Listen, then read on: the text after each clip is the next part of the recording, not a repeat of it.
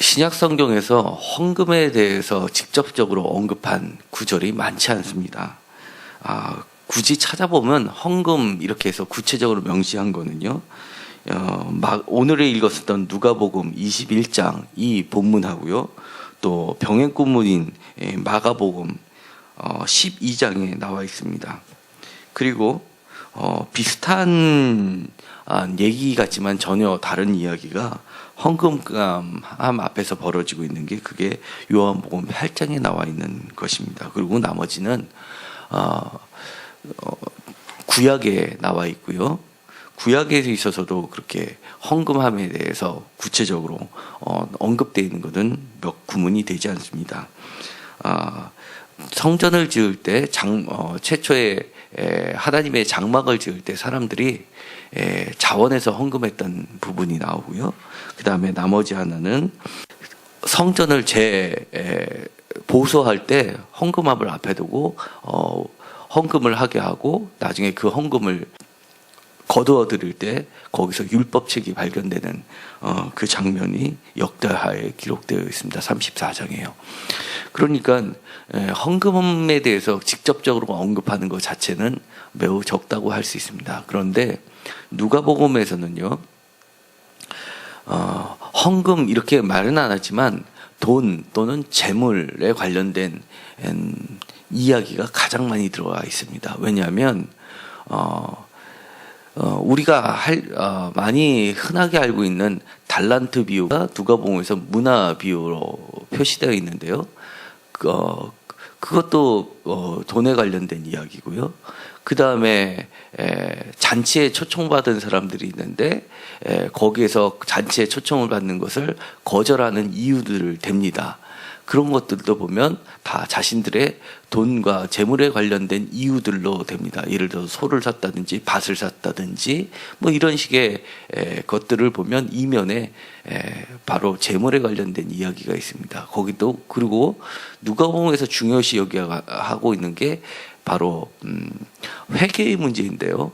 참 제자를 얘기하면서 예루살렘 입성하기 바로 직전에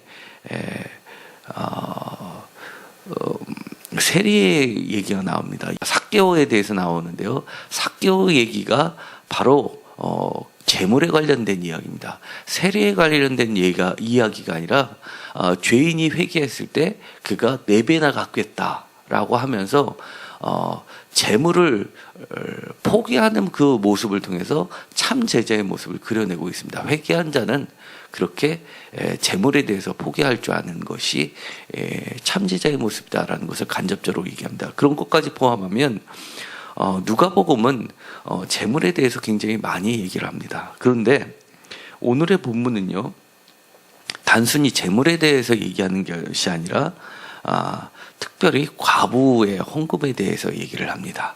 그리고 오늘 읽었었던 말씀 다음 절이 5절에 보면 성전을 얘기하는데요. 성전에는 아름다운 돌과 헌물로 꾸민 것을 통해서 성전을 얘기하고 있습니다. 그러니까 가난한 과부의 이야기는 화려한 성전에 대비되는 것으로 예화를 들고 있고요. 이 여인이 헌금함에 넣는 것은 2렙돈입니다. 렙돈은 구리동전으로 되어 있는 것인데요. 아주 작은 단위입니다. 그래서 한 고드란트가 2렙돈이니까 한 고드란트보다도 더 작은 단위이고요. 그 다음에 문화라고 하는 거에 한 8분의 1 정도 수준? 그러니까 아주 작은 단위입니다. 마태복음에서 얘기한 달란트라는 돈의 단위는요, 어마어마하게 큰 단위입니다. 우리가 일반 사람이 구경할 수 없는 돈의 단위이고요. 어느 정도로 크냐면 최소한 한 10억에서 20억 정도 되는 금액입니다. 그래서 신약 시대에서 달란트가 쓰였을 때는 언제 쓰였냐면 로마가 한 도시국가를 점령해서 거기다가 세금을 부과시킬 때 매기는 단위가 달란트입니다. 그러니까 대한민국의 1년 예산을 매길 때 쓰는 단위가 조나 경을 쓰는데 그 정도에 해당하는 상대적으로 그 정도에 해당하는 단위였다고 생각하면 일반 사람들이 느끼는 상대적 감각은 그 정도로 큰 단위입니다. 그렇기 때문에 누가복음에서는 달란트 비유가 문화 비유로 바뀌는 겁니다. 문화는 굉장히 일반 사람들이 쉽게 볼 수 있는 단위입니다. 예를 들어서 우리가 1,000원짜리, 5,000원짜리, 10,000원짜리 이 정도 수준이 될 수 있습니다. 그렇기 때문에 누가복음은 우리들이 체감하기에 아주 쉬운 체감하기에 생동감이 있는 걸로 되어 있습니다. 그런데 주님께서는 이 두 렛돈을 넣는 과부를 보면서 칭찬을 하십니다. 반대로 부자는 뭐라고 얘기하느냐면 헌금함에 넣는 것을 보시고 나서 하시는 것이 풍족한 중에 넣었다라고 얘기를 합니다. 근데 반면에 과부에 대해서는 어떻게 얘기하시냐면요. 4절에 보시면요. 그 가난한 중에 있는 과부를 묘사를 합니다. 가난한 중에 있는데도요. 그 가난 중에서도 어느 정도이냐면 자기가 가지고 있는 생활비 전부라는 겁니다. 단순한 가난이 아니라 우리가 얘기하면 정말 모가 찢어지게 가난한 중에서도 그 다음에 거기서도 자기가 갖고 있는 전부 이렇게 표현하는 겁니다. 그런데 이 단순히 이 헌금의 문제를 얘기하는 게 아니라 헌금 이면에 왜 그렇게 그런 차이가 발생했는지를 주님께서는 보시고 말씀을 하시는 겁니다. 그것이 뭐냐면 바로 사랑이라는 겁니다. 저가 더 많이 사랑하기 때문에 이렇게 헌금을 했다라고 주님께서 평가를 하고 계시는 겁니다. 우리는요, 교회가 헌금에 대해서는 말을 하기가 매우 직접적으로 말을 하기가 어려워합니다. 그럼에도 불구하고 헌금에 대해서는 직접적으로 굉장히 강조를 합니다. 그래서 제가 교회를 개척하면서 반드시 하고 싶었던 일들 중에 하나가 이렇게 헌금함을 저희는 헌금 시간을 따로 갖지 않고 별도로 두는 겁니다. 그리고 헌금하게 기도를 봉투에다 반드시 기도 제목을 써서 같이 내는 것이고요. 그 다음에 헌금을 할 때 이름을 부르면서 기도를 하지 않습니다. 왜냐하면 그런 것들이 부담을 주고 강조를 하는 효과를 나타내기 때문에 그렇습니다. 그래서 저는 이제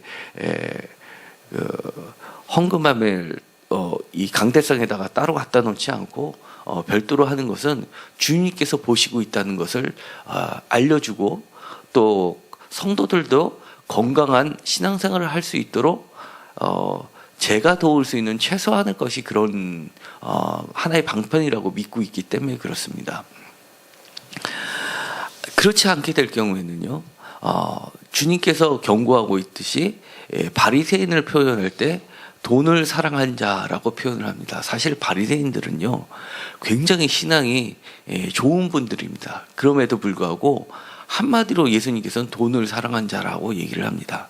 그러니까 누가복음에서 얘기하는 것은요, 성전이 부패한다라고 할 때는요, 그건 바로 성직자들이 돈에 대해서 부패하기 시작했을 때 성전이 부패한다라고 얘기를 하는 겁니다. 제 자신도 나중에 결국은 성도님들과 똑같이 하늘나라 앞에서 하나님 앞에서 심판을 받을 때 남들은 다 구원시켜 놓고 저는 구원에서 배제된다는 거 한다면 얼마나 슬픈 일이겠습니까? 제 자신을 위해서도 그렇게 해야 되고요.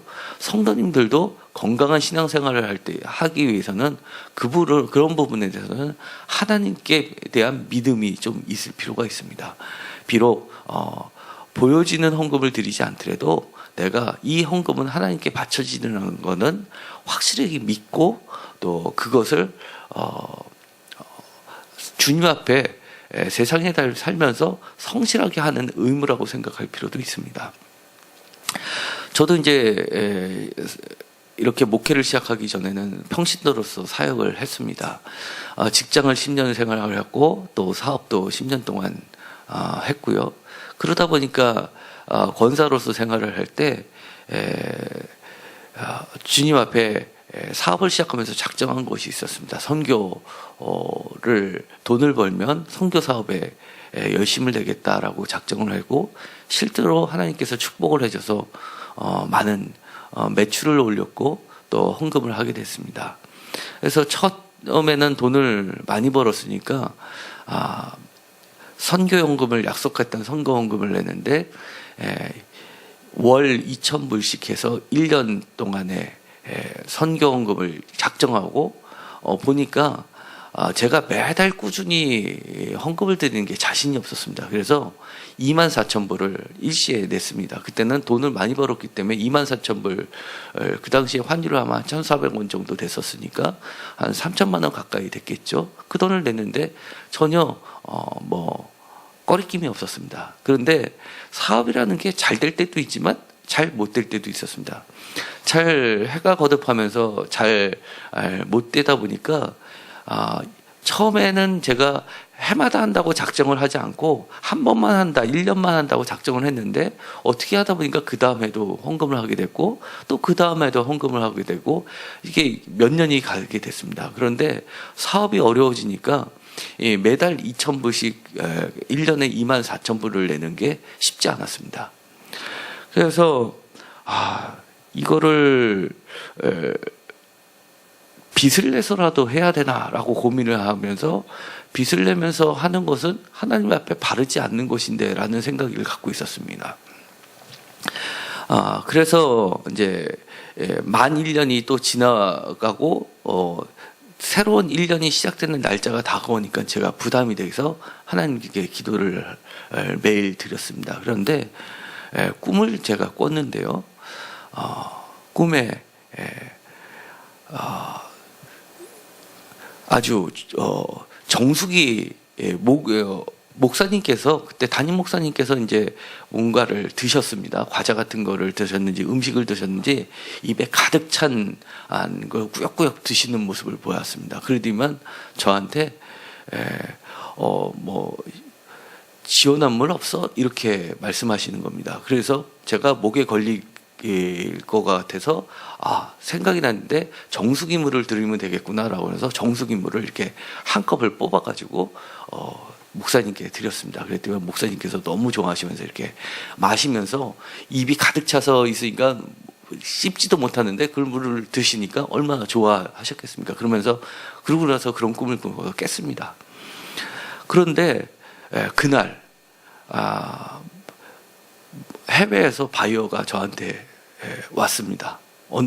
온다는 소식도 없었는데 갑자기 들어왔습니다. 그러더니만 전화를 저한테 띡 하더니만 잠깐 만나자는 겁니다. 그래서 제가 호텔로 찾아갔더니만 그 바이어가 저한테 너 요즘에 어렵지?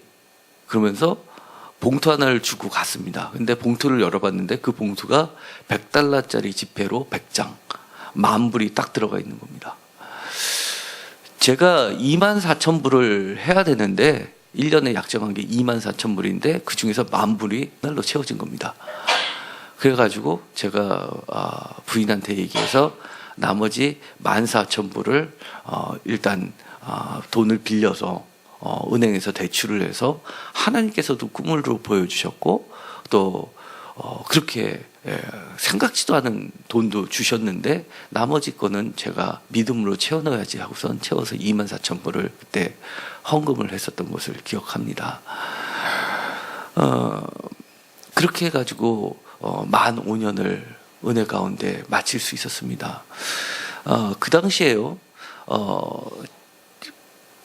지금은 파크리오지만 그 당시에 재건축하기 전이었으니까 시형 아파트 13평이 매매가가 우리가 결혼 생활 시작할 때 1억이 안 됐습니다. 9,500만 원에서 좀 비싼 거는 1억, 한 500만 원 정도 했었는데 지금 그게 한 8, 9억 하지 않습니까?